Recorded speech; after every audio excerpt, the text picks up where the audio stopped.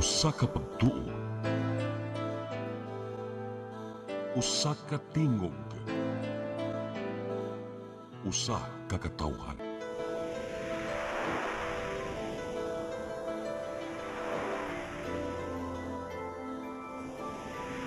Cebu Catholic Television Network.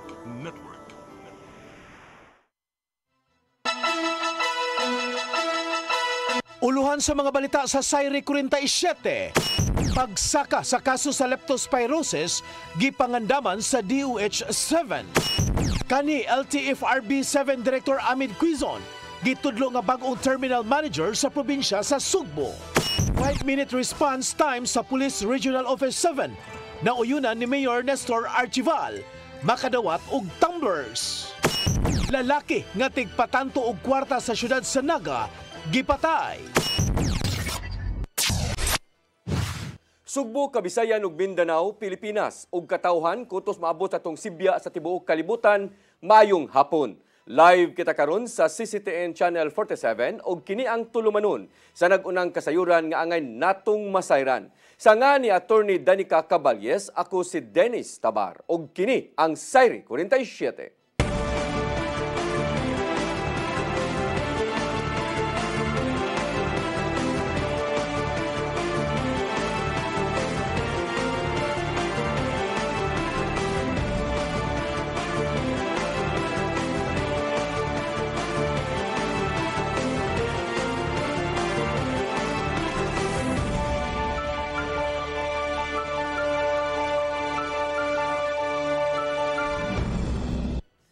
O karon sa kumpletong detalye sa atong mga balita, Departamento sa Panglawas dinhi sa Rehiyon 7 nangandam na sa posibleng pagsaka sa leptospirosis nga kaso ning buwan sa Septembre. Ana-ana sa 188 ang nataptan sa maong sakit gikan sa Enero hangtod sa buwan sa Agosto. Ang kasayuran ihatod ni Gian Navarro.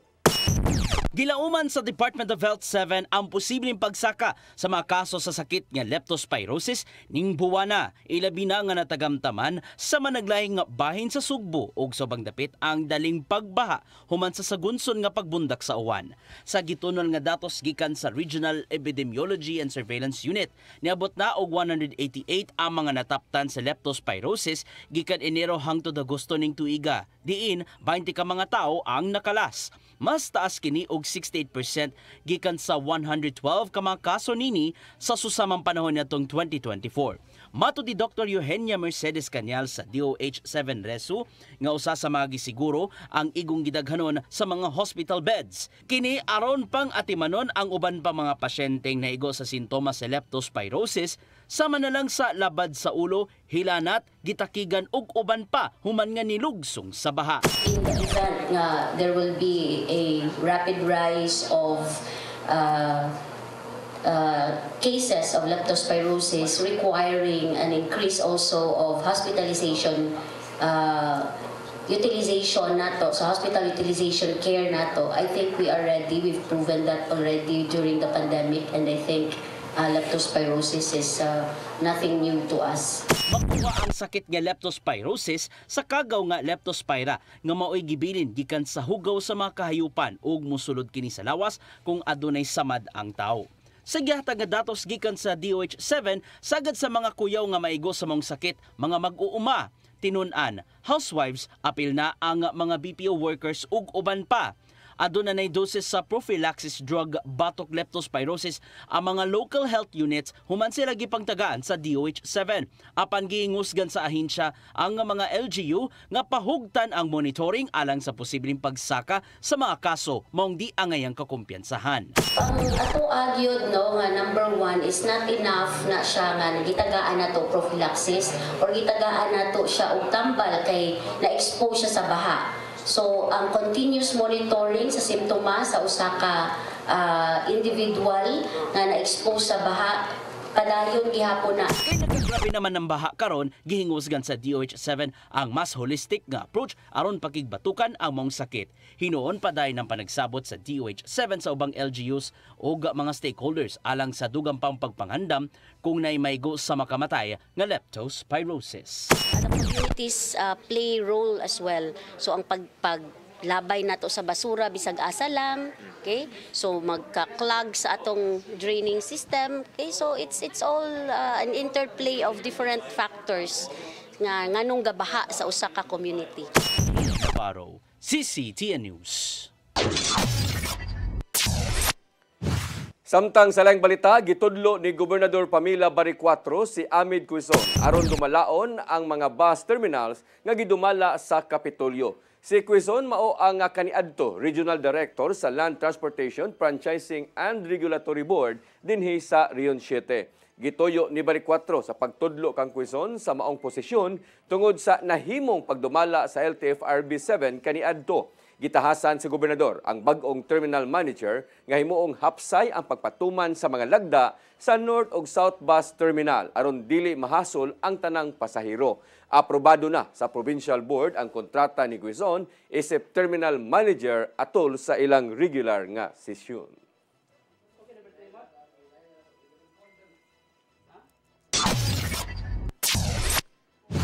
Sinulog Foundation Incorporated giauhag sa mga musalmot sa float category nga ipahaom ang disenyo sa tema sa kasaulogan sa pista sa Balaang Bata.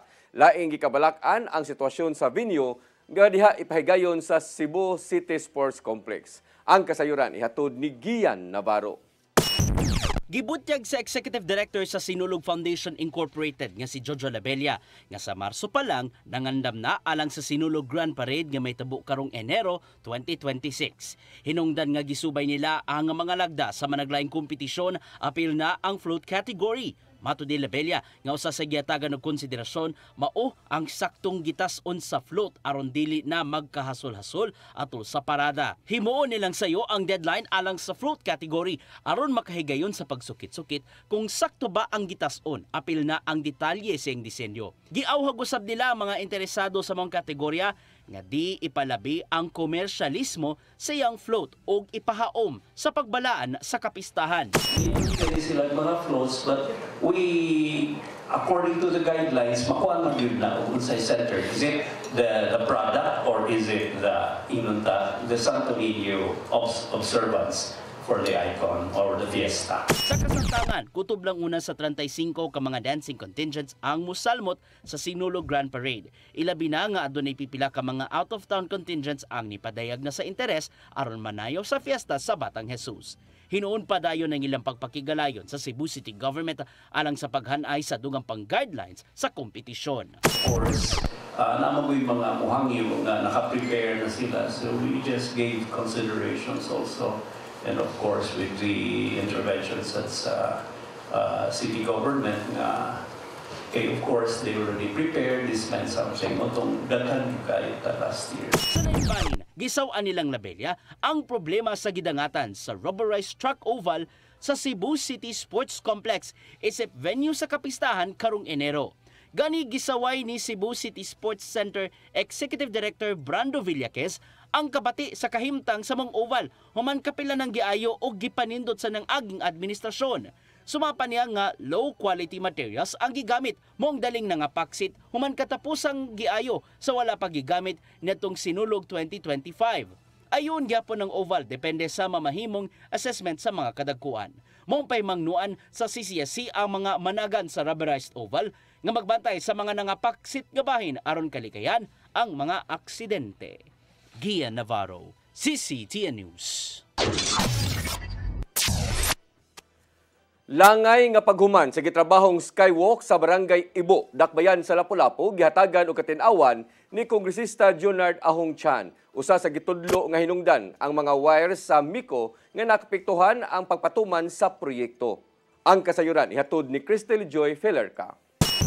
Sa social media post ni Congressman Junard Ahong Chan kaganihang buntag, gipasabot niini ang hinungdan sa pagkalangay sa gitrabahong skywalk sa Barangay Ibo, Dakbayan sa Lapu-Lapu. Ang maong proyekto nga may budget nga 14.6 million pesos gisugdan niadtong Pebrero 14 tuig 2024 ug mahuman unta kini Nobyembre 17 sa susamang tuig. Sumapa sa kongresista nga nakumpleto na ang mga materyales, nahuman na ang beam ug napabarog na usab ang haligi. Apan gipasabot sa Department of Public Works and Highways kun DPWH 6th District nga nalangan ang maong proyekto tungod kay aduna pay mga informal settlers sa dapit kung asa i-implementar ang maong proyekto ug tungod sa mga wires sa Mactan Electric Company kun MECO nga maigo sa maong skywalk. Dugang pa sa kongresista nga usa-usab sa nakalangay tungod kay nagtud-tud pa ang DPWH o kontraktor kung kinsay mobayad sa pag-relocate sa mga poste nga maapektuhan. Ang DPWH 6th District ni Tatao nga sawa pa na implementar ang maong proyekto, aduna sila gipahigayon nga coordination meeting ug nagpadaosab sila og komunikasyon sa mga maapektuhan sama sa MEPS 1 ug sa MECO. Giangko ni Engineer Gilbert Pagobo, ang General Manager sa MECO, nga hangtod karon wa pa ma-relocate ang mga poste. Apan sigon pa niya nga kinitungod kay niadtong buwan lang sa Hulyo sila nakadawat og komunikasyon. Actually, we were just because when we passed by there, we just asking unsa kani ay wala pa man ni kanang wala pa may communication coming from DPWH. So it was only this July?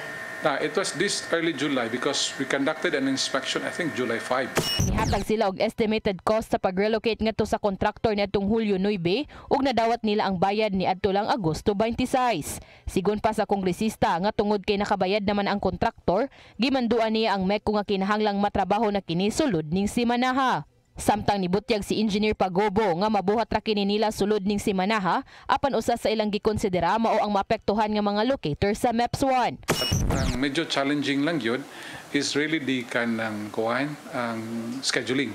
No? Kay there are basically in terms of workers, I think there are more than 5,000 workers siguro maapektuhan during the interruption. Dugang pa ni Engineer Pagobo nga padayon pa nilang gisabot ang mga locator sulod sa MEPS kung unsa orasa pwede mapahigayon ang pagbalin sa mga poste, ilabi na nga adunay mga daggong locators ang mawadan og milyon nga kita sa kapin 8 ka oras nga power interruption. Apan sa gihatag nga impormasyon sa DPWH 6th District, karong Septyembre 6 ipahigayon na ang relocation. Samtang ang pagmontar sa pedestrian overpass giplanuhang trabahoon karong Septyembre 8 gikan sa alas 12 sa tungang gabi hangtod na sa alas 5 sa buntag. Crystal Joy Felerca, CCTN News. Giauhag ni Caloocan Bishop Pablo Virgilio David ang mga batan-on nga pakigbatukan ang korupsyon pinagi sa pagpalanog sa tingog sa social media. Nakita ni David ang mga batan-on nga hilabihang pagpamakak maong hayan gamiton ang modernong teknolohiya aron sa wayon ang mga nangawkaw sa panudlanan. Kay pinaagi sa pagkaigmaton o pagpangayo o kaakuhan, maulawan ra sa kadugayan ang kinsaman nga mga gidudahang kurap sa katilingban. Kini mo'y gipadangat ni Bishop David sa iyang Facebook account subay na sa nagpadayong investigasyon sa mga questionabling flood control projects dinhi sa nasod. Si David mo'y kasamtangang presidente sa Catholic Bishop Conference of the Philippines.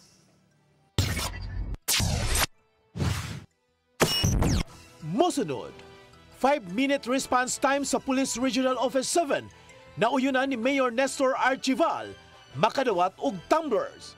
Kana og daghan pa mga balita sa pagbalik sa Sayre 47.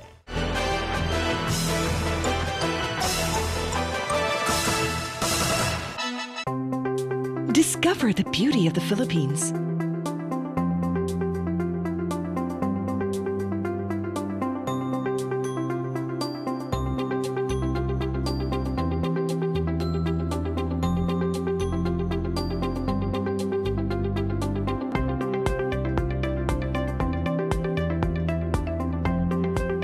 With Philippine Airlines, the country's flag carrier.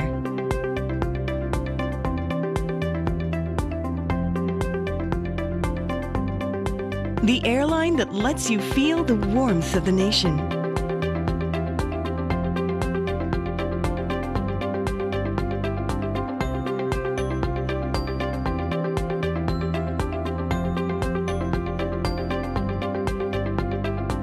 Mabuhay!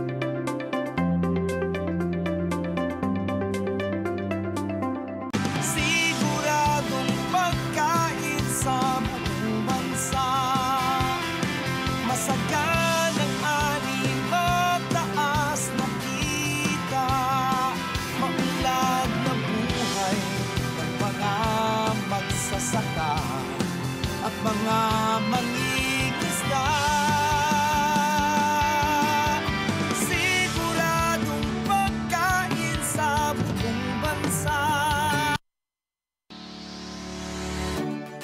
Looking for the best internet deals in Negros Oriental? Field Products Negros is here to bring you fast, reliable, and affordable internet with plans made just for you. For as low as 899 pesos per month, enjoy speeds of 50 Mbps, perfect for streaming, working, or studying from home. Need more speed? No problem. Get 100 Mbps for just 1,199 pesos. 150 Mbps for only 1,499 pesos, or our fastest plan, 400 Mbps for just 2,399 pesos per month. Plus, you can add over 100 cable TV channels to your internet plan for just an additional 100 pesos per month. That's entertainment and lightning fast internet all in one. Enjoy no installation fees and start today with a 1,000 peso customer deposit. Call us now or visit our website to sign up with the Field Products Negros. You get internet that's affordable, reliable, and local. Field Products Negros, bringing you closer, faster. Call us at 0917-631-5240 or visit our website www.fieldproductsnegros.net or our Facebook page, Field Products Dumaguete. Subscribe now.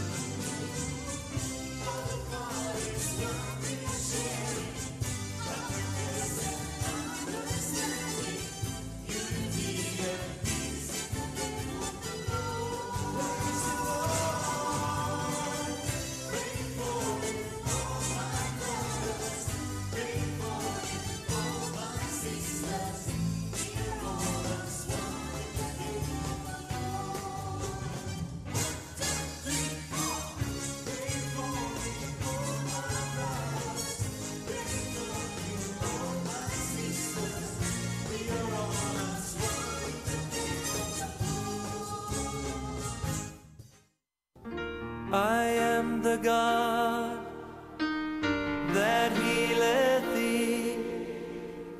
I am the Lord, your healer.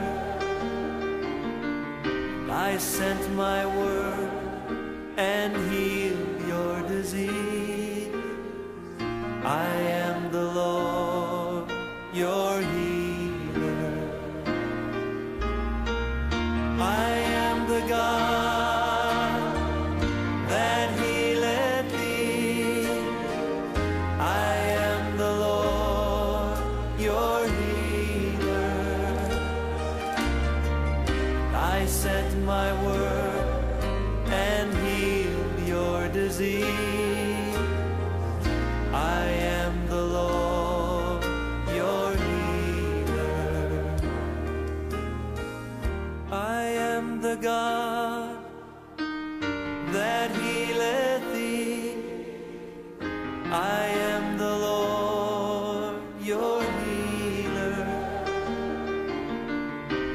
sent my word and healed your disease. I am the Lord, your healer.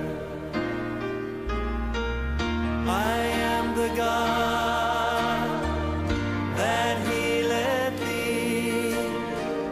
I am the Lord, your healer.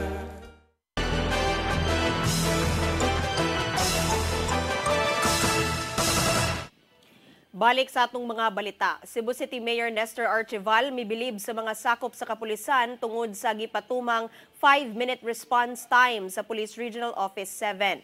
Isip gante, muhatag sila og tumblers ngadto sa mga police officers aron pagsuporta sa iyang kausa sa kalikupan. Ang kasayuran ni Hato ni Gian Navarro. Nakauyon gyud si Cebu City Mayor Nestor Archival sa nimong paspas nga pagresponde sa masakop sa kapulisan tungod sa gipatumang 5-minute response time.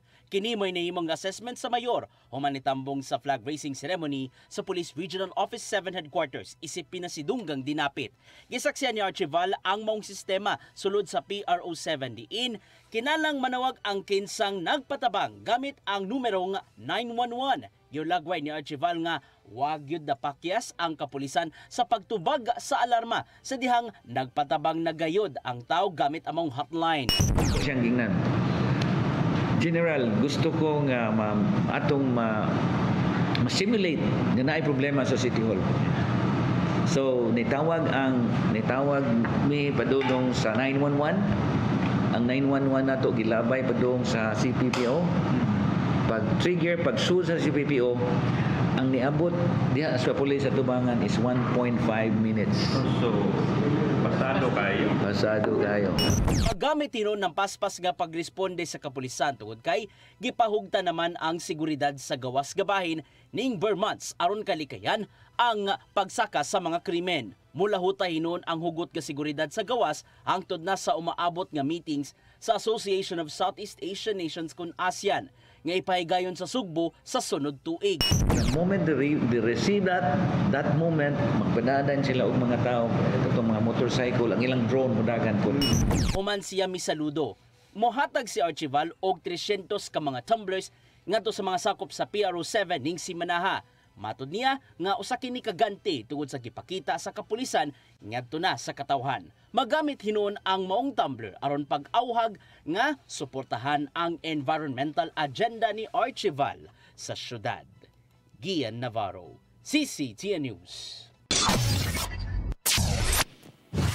Hingusgan sa Lapu-Lapu City Police Office ang operasyon sa noise nuisance and noise pollution. Pinagi sa pagpanakop sa mga motorsiklo nga nagamit og modified muffler o bora-bora. Matod ni Police Lieutenant Colonel Christian Torres, spokesperson sa Lapu-Lapu City Police Office, nga dugay nang nagsugod ang pagpanakop sa nagamit og illegal muffler apan ila kining hingusgan karon tungod sa nadawat nga direktiba gikan sa National Headquarters. Kini sa tinguha nga wa nay mogamit og bora-bora sa dakbayan ug aron nga dili na madisturbo ang mga residente tungod sa kasaba sa maong mga motorsiklo. Hinuon adunay ordinansa ang dakbayan nga gidili ang paggamit sa bora-bora apan igo lang maisyuhan og citation ticket ang madakpan. Magamit sa atong national law nga balaod nga 4136 nga illegal use of muffler is ato gina siyang makuha gyud ang ayang license din. Dako-dako sa penalty. Manang makatagang gid sila og madakpan gid sila ani. Traffic Enforcement Unit sa Mandaue City Police Office giawhag sa paghimog investigasyon una pa mutanggong og individual malambigit sa disgrasya sa kadalanan. Kini giingong malikayan ang dili makatarunganon nga pagkaaresto. Ang kasayuran ni hatod ni Mary Rose Sagarino. Napasar sa ikaduhang pagbasa sa konseho sa syudad sa Mandaue ang ordinansahon nga gisugyot ni Konsehal Carlo Fortuna palisiya pagdili sa dili makatarungan nga pag-aresto sa mga malambigit sa disgrasya sa kadalanan, maangol o adunay kamatayon. Gikatakdang ipaubos sa ikatulo og pinal nga pagbasa ang ordinansahon sunod semana. Gisugyot sa ordinansa ni Fortuna ang pagpalig-on sa palisiya sa Philippine National Police nga nagkinahanglan og traffic accident investigation report una pa moaresto og bisan kinsa. Matud ni Fortuna nga adunay mga insidente nga gilayon gidakop ang driver bisan pa nga wala pa mahibaw kung kinsa ang sadaan. So ang mitabo dito, conduct investigation based on testimony sa motorista, testimony sa witness, so kinsa na diha. Yeah, from that they can create a conclusion or an analysis and make a conclusion who is responsible. So kung katong motorista nga kanang giimbestigar o katong mamatay o katong motorista ba namatay, may ngunta nga magisadan, then there is no reason to detain the other motorists. Ang report kinahanglan maglangkob sa tanang detalye sa aksidente, kung kanusa og asa nahitabo, kinsa ang nalambigit, hinungdan og kung unsay nahitabo. Ang report mao'y basihan kung kinsa ang sad-an og angay nga pasakaan og kaso. Because the investigators they want to determine whether there was a crime was committed and who may be responsible for committing the crime. Di mo na ipasa mo sa laing fiscal. The fiscal will prosecute based on the evidence gathered by the police and based on the complaint filed by the police. So how can you file a complaint if you don't do an investigation? You must do an investigation. That's the work that they have to do. Sa iyang bahin, si Police Lieutenant Colonel Keith Allen Andaya, ang pangu sa Traffic Enforcement Unit, nagkanayon nga aduna sila report nga gipahigayon apan wala nagtino kung kinsa ang sadaan. Ang investigasyon mao ipasa ngadto sa piskalya ato sa pagpasaka og kaso. Nagdumili na siya pagtubag og dugang pangutana. Mary Rose Sagarino, CCTN News. Nangita og alternatibong ruta si Dumanhog Mayor Gontrano Gungon Gika samtang gisusi ang pagpangliki sa Tangil Tapon Bridge sa lungsod.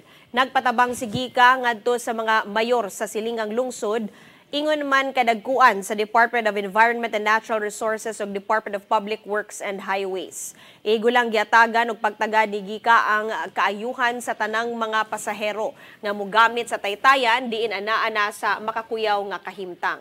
Usa sa mga gisiguro sa pagpangita og alternatibong agianan ang dili pagtandog sa mga punuan ilabi na ang mangroves.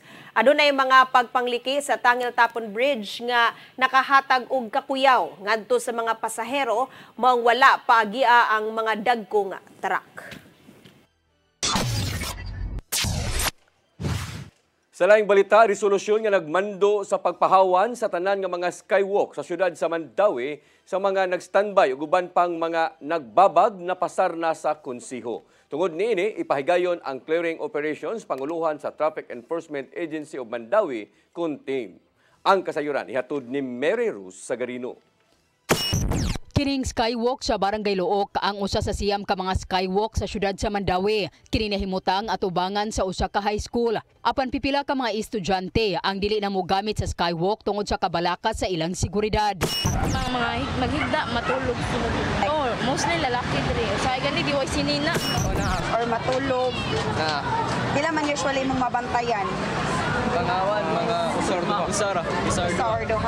Sama sa duha ka estudyante, matud ni Konsehal Jennifer Dilmar nga nakadawat usab siya og mga reklamo sa pipila ka mga individual nagpadayag sa kabalaka sa ilang seguridad matag molabang sa gabii. Subay niini ni sangat og resolusyon si Dilmar nga giaprubahan usab sa konseho. Gustong pahawanan ang mga skywalk gikan sa mga tambay og illegal nga mga tug.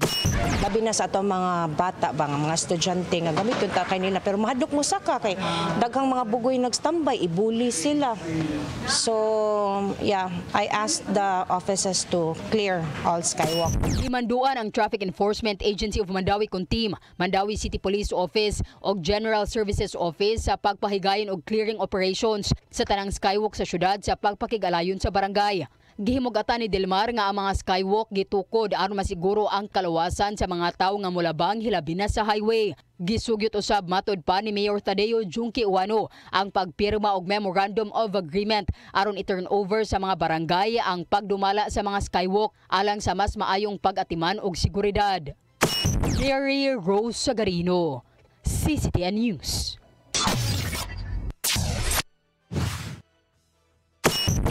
Mosunod, Lalaki nga tigpatanto og kwarta sa siyudad sa Naga, gipatay, kana og daghan pa mga balita sa pagbalik sa Sayre 47.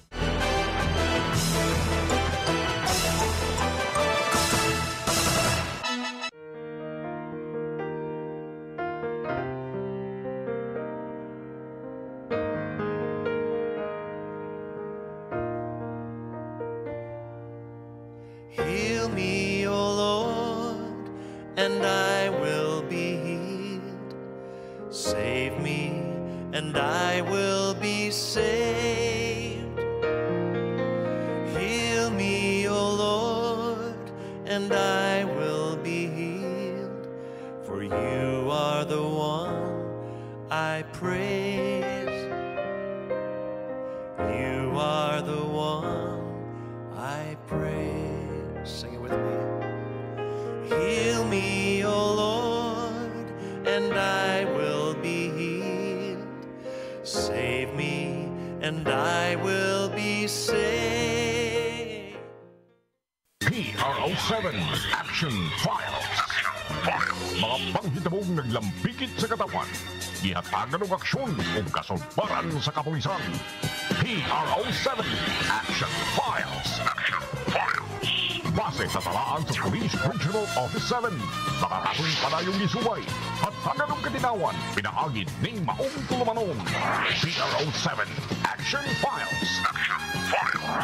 Abang kaninyo sa Police Regional Office 7 o NTV CCTN.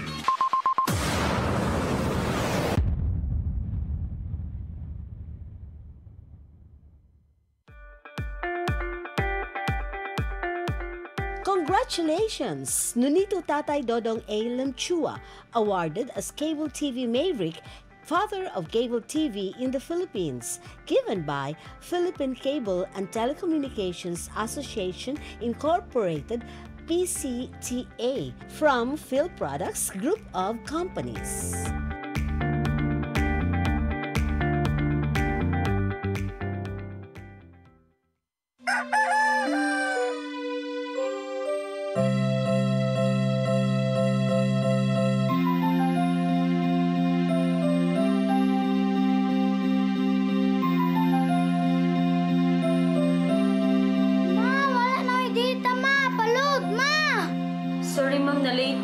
Nangita pa mong gugog para internet sa kong anak, ma. Ay, wala na yung problema. Pag Sinisibu! Sinisibu, Sinisibu. For your internet connection. And for the signal of your cable TV. So fast and straight, the transmission to your home. Sinisibu! Sinisibu, Sinisibu. Offers you to have fiber optics for your viewing experience, perfect and clear so far. So great and affordable for you to enjoy. Sinisibu. Sinisibu Television Network Incorporated offers fiber to the home broadband internet bundled with fiber to the home cable TV connection. Sinisibu Television Network Incorporated, with its operation in Metro Cebu and the whole province of Cebu soon. And affordable for you to enjoy. Sinisibu.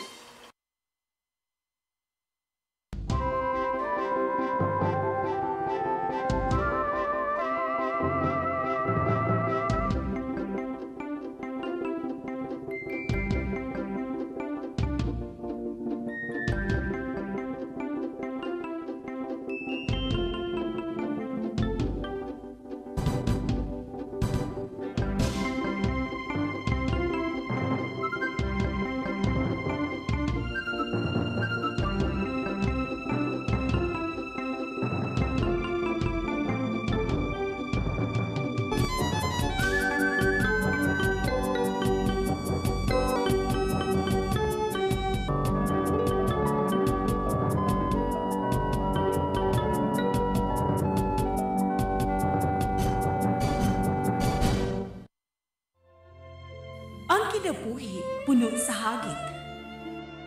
Sugpil na ka, Dri, ha? Ay, paginarte! Magdita ka! Puno sa pangutana. Bata pa gani ka kayo? Nagpuyap-uyap na ka? Kinsa man ang muhang masakitin nato din ay karon ha, kinsa! Kung sibuti mo'y pasabot, Daddy. Puno sa luha. Pagpili pa, ako nga imong anak o kana imong mga babae. Kasuko. Yung ano pa? Ano ko itang ka ni Papa? Apan bisan mangit-ngit pa ang imong kalibutan, aduna pa'y nagpahiping kahayag. Aduna ka pa'y kasumbungan. Mga laman, hanap na. Dear Tatay, Tunog na unlod na. Nganong handungan. Waylaing pagi aron masabtan nato ang Biblia. Kinanglan nga doon natay relasyon kang Isus. Hangtod sa layan natong panaguban, daghang salamat. Shalom.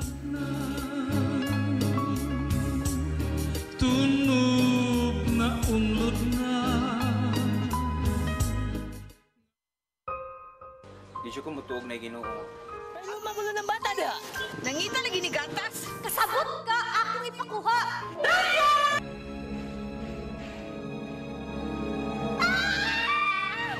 Ug naa sa unang Timoteo 3:15 nga ang iglesia sa buhi nga Dios mao iyang panimalay ug mao ang haligi og sukaranan sa kamatuoran. Mayo! Kasi tayo! May hatag lang unta kong gatas para sa inyong anak. Basin kadahong ka nga ikaw ang gwapa sa tibok kalibutan. Unsay reparation, Monsignor? Buhi kag laing bata aron mabayran ang imuhang nahimo nga dakong kasalanan.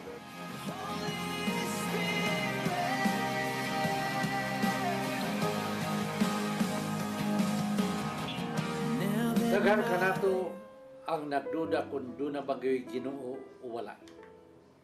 Apan ang Biblia nag-ingon nga atong dawaton pinagi sa pagtuo ang kamaturan nga doon ay Ginoo.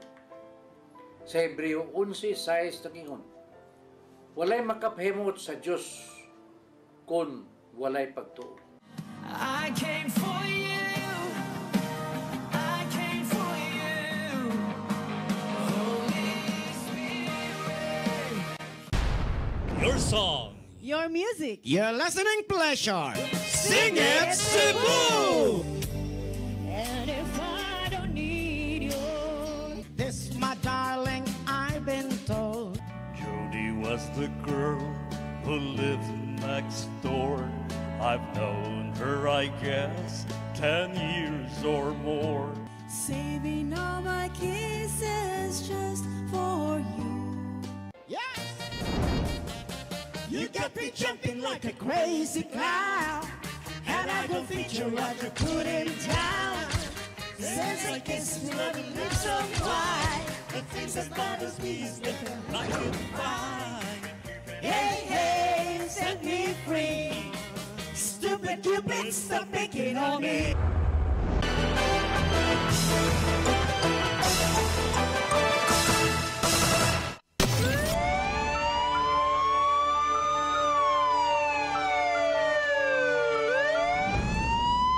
Balik sa ato mga balita, lalaki nga giingong tigpatanto og kwarta napalgang wa nay kinabuhi sa kilid sa karsada nga adunay samad pinusilan sa ulo. Kapulisan ni subay na sa mga pagpautang sa kwarta mo'y gitan-aw nga posibleng motibo sa krimen. Ang kasayuran ihatod ni Arnold Bustamante. Lalaki nga tigpautang og kwarta og trabahante sa FDR Integrated Resource Recovery Management Incorporated ang napalgan na lang nga wala na kinabuhi sa kilid sa karsada sa sitio Grirac sa barangay Pangdan sa siyudad sa Naga alas 5:30 ganin ng buntag. Ang biktima giilangan si Michael Sarmiento Martos nga nagpuyo usab sa mga dapit unang nakadawat og tawag sa telepono ang Naga City Police Station alas 5:50 sa buntag nga dunay tawo nga nagbuyo sa kilid sa Provincial Road sa mga lugar. Dali nga responde ang mga personnel sa Naga PNP og gilang naabtan ang biktima biktima. Sa mga repeat nga naghayang nga nagbanaw na ang dugo ug doon ni pinusilan. Nanawagdayon sila og medical personnel aron masusi ang maong nga biktima apan sa paghiling pa patay na kini og dunay samad pinusilan sa agtang. Sigod sa mga saksi nga nakadungog sila og buto sa armas sa repeat ug sa pagproseso sa mga pulis sa repeat nakakuha sila og usa ka basiyo sa bala sa wala pa matino nga kalibre sa armas.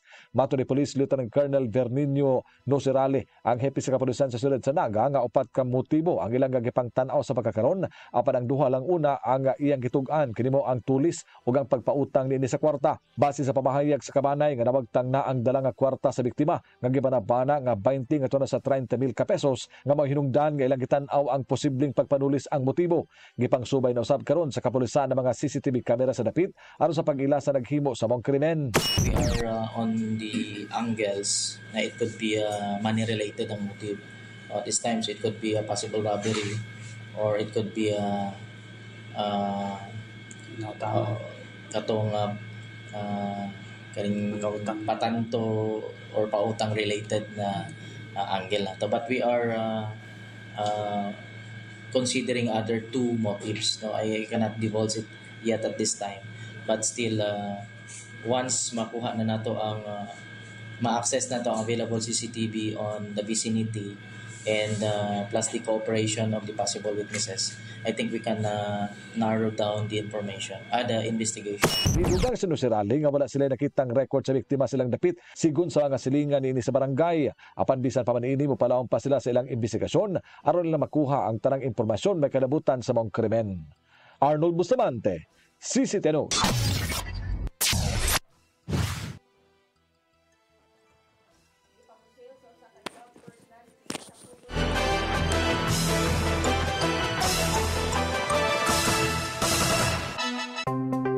Discover the beauty of the Philippines.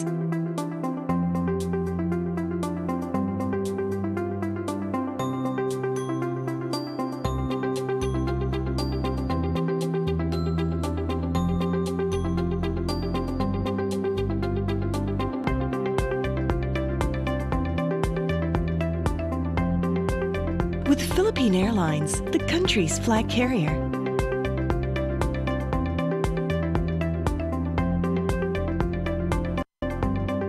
The airline that lets you feel the warmth of the nation.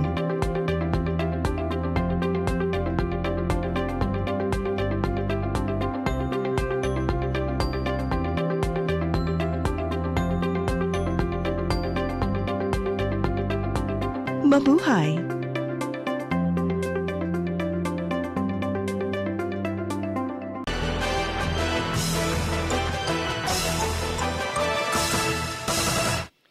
Balik sa atong mga balita, duha ka mga babae nga nasaypang asset gipamusil sa usa ka drug personality sa Cogon Pardo ning Dakbayan sa Sugbo. Ang mga biktima nga naa karon sa tambalanan nga silang Emily Icain ug Mary Jane Carza nga pulos nagpuyo sa lugar. Nasayran sa Inayawan Police Station nga samtang naglakaw ang mga biktima, kalit lang sila gipamusil sa lalaki nga nagsunod kanila gamit ang wala matino nga kalibre sa armas. Si Emily naigo sa iyang walang bukton, samtang si Mary Jane naigo usab sa iyang walang paa nga daling gidala sa Cebu City Medical Center. Nailhan usab nila kinsa ang nagpusil kanila din ilang gitumbok si John Mark Labrador, taga Barangay Cogon Pardo sa Dakbayan sa Sugbo. Nagto ang PNP nga gipanid-an ng daan sa gunman ang mga biktima tungod sa pagduda nga sila ang asset sa kapulisan sa syudad sa Sugbo. Kani konsehal sa Barangay North Poblacion sa syudad sa Naga nadakpan sa buy-bust operation sa PNP Drug Enforcement Group kuna PDEA 7. Nahimong konsehal ang mao nga dinakpan gikan sa tuig 2007 hangtod na sa 2018 apan naggumon sa paggamit og ilegal nga drugas hangtod nga kini namaligya. Ang kasayuran ihatod ni Arnold Bustamante. Kanhi konsyal sa barangay ang nasikop kini sa bypass operation sa mga sakop sa PNP Drug Enforcement Group Special Operations Unit 7 alauna 48 galing ng kadlawon sa Mendoza ug Bonifacio Street Puruca BAYC North Poblacion sulod sa Naga. Ang nasikop gila nga si Kister Jan Cañares Abangan alias Ater 41 anyos nga nagpuyo sam sa mga lugar ug kanhi konsyal sa barangay North Poblacion sa Dakbayan sa Naga.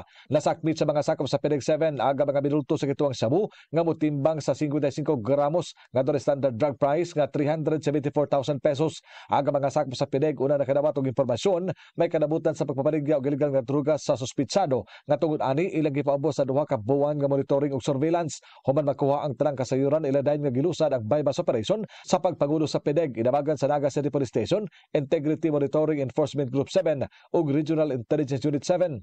Gingon makabaligya si Abangan og 300 nga tora sa 500 gramos nga shabu matag semana di nagihang hagbunganan sa supply sa shabu mao ang tibok syudad sa Naga. Mitug-an na kini kung kinsa ang mopadala niya sa supply sa illegal nga drugas nga matud pa na sa sulod sa bilangguan. Giandam na ang kasong kalapasan Section 5 ug 11, Article 2 Republic Act 9165 ang ipasaka sa kapulisan batok sa mga suspitsado. Arnold Bustamante, CCTV News. Nakuhaan sa CCTV ang pagpangawat og bike sa usa ka lalaki sa second floor sa usa ka establishmento sa Barangay Buaya, Dakbayan sa Lapu-Lapu niadtong Agosto 31 sa gabi. Ang bike gipanag-iya ni Kent John Parinasan, 25 anyos nga taga Barangay Agos nga cook sa Kananan nga nahimutang sa third floor sa maong establishmento. Maton ni Parinasan nga maong bike nga nagkantidad og kapin 30,000 pesos. Naanda na niya nga ibutang sa second floor sulod na sa 2 to 3 months og dili kini niya kandaduhan apan karon lang nahitabo ang maong insidente. Nadiskubrihan na lang niya nga nawala ang iyang bike pasado alas 12 sa tungang gabi sa dihang padung naunta siyang mupauli. Sumapa ni Police Lieutenant Colonel Christian Torres ang spokesperson sa Lapu-Lapu City Police Office nga tungod kay aduna nay CCTV dakong tabang kini aron sa pag-ila sa suspect. Considering nga naman tayo CCTV, then importante lang yun ma-blatter, then pasangat yun o reklamo ang kaning biktima para maporsog yun na ito ang pagpangitaan ng suspect. Mo kadto naglangkob sa atong mga balita sa Sayri 47. Ako si Dennis Tabar. Ako si Danica Cabalye, sangtod ugma sa inyong paboritong tulumanon. Sayri 47.